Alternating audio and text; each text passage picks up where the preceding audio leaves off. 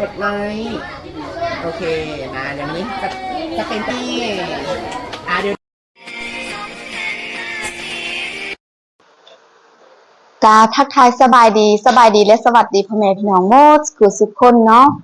พอกับครัวระดาเช่นเก่าเช่นเคยเบิ่งอยู่ไส้จังหวัดใดหรือผมเป็นบอกออเดเนาะการเป็นแนวใดฮอนโบเนาะตอนเช้าอยู่นี่อากาศดีเนาะฝนอยากตกนิดนึงลมนะคะตอนนี้รู้สึกว่าฮอนพอกับมาอยู่มาเบิ่งน้องๆนักเรียนภาษาจีนอาทิตย์นี้เป็นอาทิตย์สุดท้ายแล้วเนาะมีอาจารย์เพิ่นทางห้องการห้องเรียนอาจารย์เมธีเพิ่นมาสอนอันเช้าวันอาทิตย์เนาะสอนน้องๆแล้วก็เพิ่นสอนฟรีทุกคนเนาะแล้วก็เพิ่นก็รับนักเรียนถ้าว่าผู้ใดอยากเรียนแบบเรียนเป็นเทอมกับสามารถไปเรียนติดต่อเรียนนำอาจารย์เมธีเพิ่นต่างหากเนาะแต่มาสอนอยู่เรียนของพวกเฮานี่เพิ่นสอนฟรีให้สอนแต่วันเสาร์วันอาทิตย์สอนตอนเช้าแล้วก็ตอนอาหารเที่ยงเนาะก็จะมีสปอนเซอร์หรือว่าผู้ใหญ่ใจดีหรือว่าน้องๆที่ว่าใจดีมาแจกขนมแจกอาหารช่วยเนาะอาหารตอนช่วยให้น้องๆเดี๋ยวครูจะพาทุกคนไปชมภาพบรรยากาศน้ำกันว่าน้องๆเรียนภาษาจีนแล้วก็เขาแจกเงินแจกเครื่องให้น้องๆเนื้อใดเนาะครูก็มาเมื่อกี้เห็นนะคะมากับบ่ทันเนาะเขาเจ้ามาแล้วแบบเขาเจ้าบ่บอกล่วงหน้าพอกับบ่ฮู้แดนเห็นเขาเจ้ามาพอก็จะลองเข้าไปเบิ่งว่าเขาเรียนแนวใดแล้วก็เข้ามาย้ายเครื่องเนาะให้น้องๆบริจาคเครื่องให้น้องๆมีหยังแดเฮาไปติดตามชมนำกันเนาะอย่าลืมทุกคนกดติดตามกดกระดิ่งแจ้งเตือนหลังโน้ที่โคเดเพื่อจะบ่ได้พลาดคลิปต่อไปอย่าลืมกดไลค์กดแชร์สมโฆษณาช่องของครูอให้จบเนาะเพื่อเป็นกำลังใจในการเฮ็ดคลิปเดี๋ยวไปชมกันเลย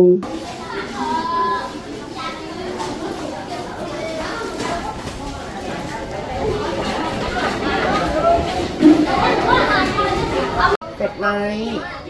โอเคมาเดี๋ยวนี้จะเป็นที่เดี๋ยวมีเอื้อยจะขออนุญาตพวกน้องๆเนาะถ่ายคลิปแล้วก็เอื้อยจะลงเพจของโรงเรียนแล้วก็จะลงเพจของเอื้อยเดแล้วก็จะลงอยู่ช่อง YouTube ของเอื้อยนะเอื้อยอยากเมื่อกี้เอื้อยมาบ่ทันเนาะเด้อห้องสอนอาจารย์เมธีเพิ่นมาสอนแล้วก็เพิ่นก็บ่อยากเข้ากล้องเนาะเด้อแล้วก็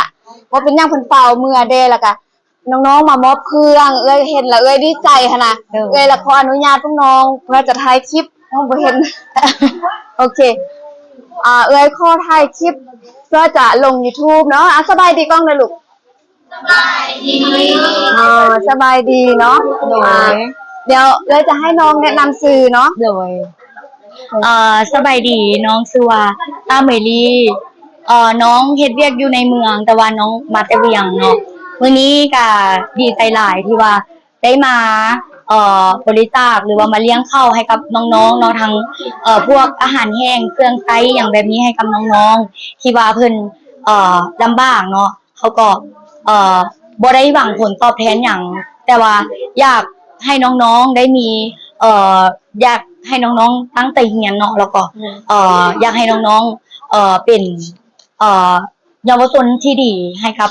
ประเทศบ้านเฮาแบบนี้เจ้าโดยแม่นเพราะว่าน้องๆประเทศชาติบ้านเมืองของเฮาจะเจริญก้าวหน้าจะพัฒนาก็ขึ้นกับน้องๆเนาะลูกหลานของพวกเฮาฉะนั้นเฮาเป็นรุ่นเอื้อยเนาะโดยอันใดเฮาช่วยใดเฮาก็ช่วยน้องๆนะเอื้อยเห็นแล้วเอื้อยดีใจเลยเอื้อยประทับใจเลยเอื้อยจะขอถ่ายคลิปนะโดยเพราะว่าพวกน้องๆเองก็บ่ได้ร่ำรวยอีหยังแต่ว่าเขาก็เคยลำบากมาเนาะเขาก็เคยทุกข์มาเขารู้ว่าการที่เขาบ่มีหั่นน่ะมันเป็นแบบใดเขามีความรู้สึกที่ว่าเขาเคยผ่านจุดๆนี้มาเขาก็เลยถ้าเขามีแต่ว่าเขาบ่ได้รวยหลายแต่เขาก็อยากมาแบ่งปันให้กับน้องๆแบบนี้เจ้าเด้อขอบใจเด้อน้องชื่อยังน้องมีชื่อว่านางศินามื้อนี้ก็ได้มีอยู่ในเมืองมาจากนครหลวงเวียงจันทน์มื้อนี้ก็ได้มีโอกาสมามอบเครื่องพื้นสอแล้วก็อาหารแห้งให้กับน้องๆเพื่อที่จะให้น้องๆได้ ด้วยสิ่งดีๆเพื่อที่จะตั้งใจเรียนแล้วก็ได้ไปเป็นคนดีของสังคม โอ้ยใจน้องๆมิดเด้อฟังเอื้อยเพิ่นข้างหลัง สบายดีซื้อตะวันเด้ออยู่อุดมไซมื้อนี้ก็ตั้งมกตั้งใจเนาะมามอบเครื่องไส้แล้วก็อุปกรณ์การเรียนได้บางส่วนแล้วก็เลี้ยงข้าวสวยเนาะก็ดีใจเนาะมื้อนี้เนาะที่ว่าเห็นรอยยิ้มแล้วก็อยากให้กระเจ้าเรียนเก่งๆแล้วก็ย้ายไปแล้วก็มีหน้าที่เวียกที่มั่นคงช่วยซ่าเลยเนาะมื้อนี้ก็ตั้งมกตั้งใจ ซื้อ ไม่พูดได้ไหมวันนี้เอาก่อน ซื้อหยังล่ะ บอกกันได้วันนี้ก็เอาก่อน สบายดีซื้อนางแก้วเนาะมาแต่อุดมไซเฮ็ดเวียกอยู่ในเมืองนั่นแหละมื้อนี้ก็ดีใจหลายเนาะที่ได้มาแจกข้าวให้น้องๆแล้วก็แจกอาหารหลายๆอย่างให้กับน้องๆก็มีแต่อยากให้น้องๆพากันตั้งใจเรียนแล้วก็ย้ายมาเป็นคนดีนั่นแหละที่สามารถแบบเบิ่งแยงตัวเองได้ ขอบใจไม้วางท่านก็ได้ จะบอกชื่อก็ได้ ต้องถามความ น้องทรายซื้อแก้วคือกัน เกลไปแล้ว ซื้อแก้วคือกันเอาไว้มันยังเคินกล้องอยู่ เดิน น้องพวกน้องรู้สึกนาได้เลยเพิ่นมามอบเครื่องว่าก็ไล่ผุนได้ขนมได้ปื้มได้ข้าวกล้องเหมือนบ่เมื่อกี้อาจารย์ประธานมาท่ายตอนเขาเจ้ามอบขนมแล้วก็ข้าวกล้องเนาะโอ้พอดีเวียกหลายเด้วันเสาร์วันอาทิตย์ ฝนก็สิตกแต่มื้อนี้หั้นนะคิดว่าอาทิตย์หน้ายังจะมีอีกหั้นนะแล้วก็อาทิตย์หน้าค่อยมาท่ายน้องๆแล้วมาพอดีมาทันว่าอาทิตย์สุดท้ายแล้วอะนะคือเอ้ยเองอะดีใจที่สุดเลยที่ทางทีมงานอาจารย์เพิ่นมาสอนน้องๆเนาะสอนฟรีสอนภาษาจีนค่ะเพื่อเป็นปูพื้นฐานให้น้องๆแล้วมาเฮ็ดน้องๆมาแจกขนมแบบนี้เพราะว่าน้องๆก็บ่ได้บอกล่วงหน้าเนาะเอ้ยก็บ่ฮู้เด้อันนี้คือผู้ที่ว่ามีจิตใจเมตตาหรืออยากช่วยเหลือน้องๆแท้ๆเนาะโดยที่ว่าบ่หวังผลตอบแทนเนาะเลยขออวยพรพวกน้องเนาะอีกเทื่อนึงขอให้พวกน้องเนาะเลยขออวยพรพวกน้องขอให้พวกน้องรวยรอดปลอดภัยซื้อได้ขายม่านร่ำรวยทรัพย์สินเงินทองมีเรือกินเรือไส้มีเรือไว้เฮ็ดบุญต่อยอดตลอดไปเนาะขอให้ชีวิตเปิดการงานการเงินเปิดเด้อลูกดวงเปิดขอบใจเอื้อยเด้อลูกขอบใจเด้อสิโอมื้อหน้ามาอีกเด้อ ตั้งใจเรียนเด้อ ฟังเอื้อยเป็นไดฟังเอื้อยเป็นไดเป็นได้คำหัวอาจารย์ไว้ยังกับฟังเวลากินน่ะกินแล้วเฮ็ดอะไรกินแล้วเมียนแม่นบ่มื้อนี้เอื้อยบอกกินแล้วทิ่มซ่าซ่ายบ่ได้เด้อาจารย์จะบอกเอื้อยเพิ่นได้กินแล้วต้องเมียนเนาะอันนี้น้องๆอาจารย์นี่สอนพวกน้องเนาะไล่แต่บางคนก็ยังเฮ็ดได้บางคนก็เฮ็ดบ่ได้นะเฮาก็ช่วยกันแล้วเดี๋ยวอาจารย์จิเอาเบอร์ไว้เนาะเพราะว่าน้องว่ายังอยากมาอีกเนาะถ้าจะมาเทื่อหน้าอยากให้น้องแจ้งล่วงหน้าเนาะเพราะว่าทางเรียนเพิ่นก็จะต้อนรับเรือเพิ่นจะเฮ็ดใบขอบคุณใบขอบใจหนังสือขอบแม่น ก็มีจังหวะยังให้ทำ ไม่ ทำวิทย์มาตาใจค่าน้ำค่าไฟเนอนแต่ว่าเห็นอาจารย์บอกว่าอยากให้ช่วยเป็นน้องๆที่เขาเจ้าลำบากแท้ๆฮันเนาะแทนก็เลยว่าอยากถ้าพวกน้องกลับไปแล้วก็อยากให้เอื้อยเบิ่งรายชื่อน้องๆที่ว่าเขาเจ้าบ่มีพ่อบ่มีแม่เนาะแล้วก็ลำบากแท้ๆเนาะส่งให้พวกน้องเพื่อที่ว่าพวกน้องก็จะได้ร่วมถึงกันเพื่อที่จะมาช่วยให้กับน้องๆแบบนี้เจ้า ในจุดนี้เนาะเอื้อยอยากอธิบายให้น้องฟังอีกเทื่อนึงเนาะเรื่องค่าน้ำค่าไฟน้องสามารถช่วยได้โดยช่วยทางเรียนได้ก็บ่เป็นหยังเพราะว่าค่าน้ำค่าไฟก็คือของน้องๆหมดทุกคนเลยบ่แม่นครอบครัวอาจารย์แม่นใส่ให้น้องๆเพราะว่าน้องๆกินน้ำอัพน้ำใส่ไฟหั่นน่ะก็แม่นนั่นทางเรียนเพิ่นจ่ายเนาะรัฐบาลเพิ่นจ่ายให้หั่นน่ะโอ้โดยรัฐบาลเพิ่นจ่ายให้น้องๆโดยนั่นแหละแล้วเอื้อยก็อยากให้น้องฮู้เนาะรายละเอียดโดย โดยเนาะอันนี้เมลีเนาะโดยมื้อนี้น้องก็มามอบเครื่องเนาะแล้วก็ยังมีน้ำจิตน้ำใจว่าอยากช่วยค่าน้ำค่าไฟเพราะว่าน้องเมลี่ฮู้ว่าค่าน้ำค่าไฟนี่ก็เป็นน้องๆเป็นผู้ใส่เนาะแล้วก็เลยอยากมอบเงินอีกจำนวนให้น้องรับแทนก็ได้ลูกอย่าฟาวอาจารย์สอนเนาะได้อาจารย์สอนตลอดยังบ่จื้อขอบใจงามๆก่อนลูกขอบใจงามๆขอบใจเพิ่นงามๆแล้วค่อยรับเครื่องรับของเนาะตั้งใจ แม่นเห็นบอกความตั้งใจของเอื้อยเพิ่นขอบใจอีกทีนึง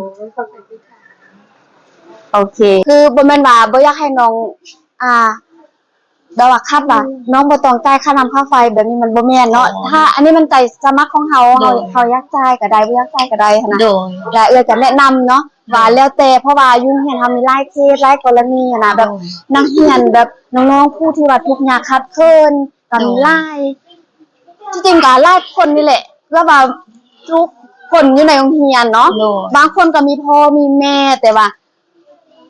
ครอบครัวก็ยังทุกข์ยากขัดเคินแล้วก็บางครอบครัวก็แตกแยกพ่อแม่แยกกันอยู่นะแล้วลูกๆก็บ่มีโอกาสจะได้มาเรียนและบางคนก็บ่มีพ่อบ่มีแม่เลยนะเป็นลูกกำพร้า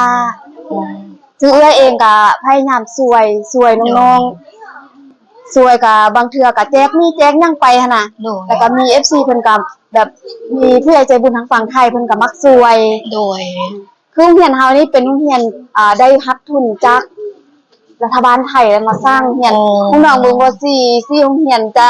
เป็นคล้ายๆกับโรงเรียนอยู่ฝั่งไทยโรงเรียนกรุงประเทศเพิ่นสร้างนะโดยแล้วก็ที่เหลือแม่นรัฐบาลเพิ่นให้งบ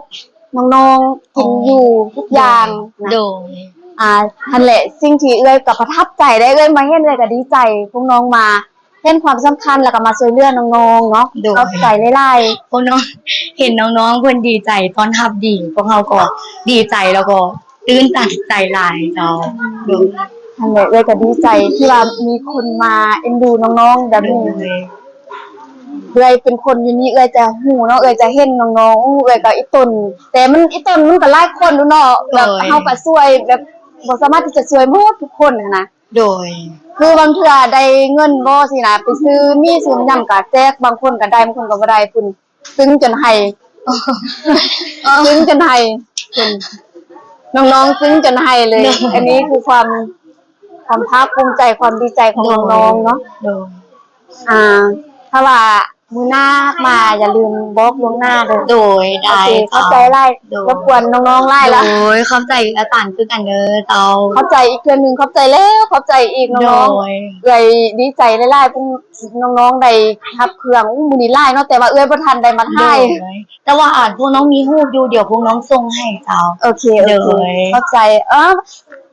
คลิปนี้เฮาจะจบคลิปไว้ซำนี้ก่อนเฮาต้องกล่าวคำว่าสบายดีฝากกดติดตามนะเด้อบ๊ายบายน้องพูดให้ไปใส่แล้วซึ่งตอนแรกเพิ่นอยู่บ่ให้พุ่นดีใจบ่เคยได้รับแบบนี้เนาะแม่นคุณ